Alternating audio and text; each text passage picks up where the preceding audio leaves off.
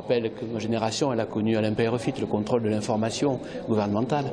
Et Charlie, c'était Harakiri d'abord, c'était vraiment le cri de liberté.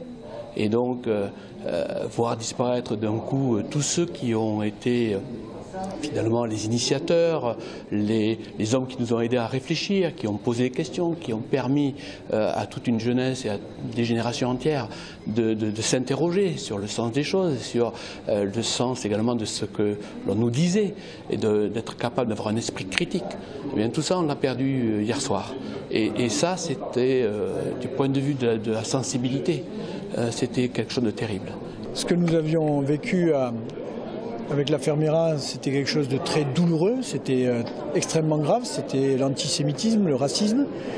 Nous passons dans une organisation qui atteint la démocratie dans ses fondements de la République, l'expression.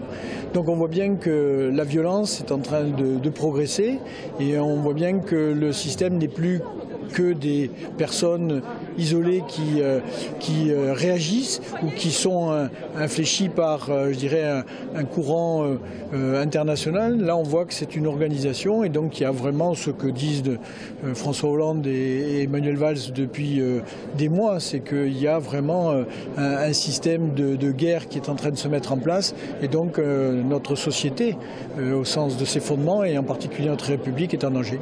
Évidemment qu'on condamne cette barbarie, mais si on se projette un peu plus loin, on peut... Moi, j'ai peur d'une stigmatisation, j'ai peur d'effets ricochets et d'une exploitation. Donc je suis plus dans je suis à la fois dans le recueillement, dans l'émotion, mais je commence aussi à être dans la crainte. On sent bien qu'il y a une question autour de la laïcité qui s'affaiblit depuis des années.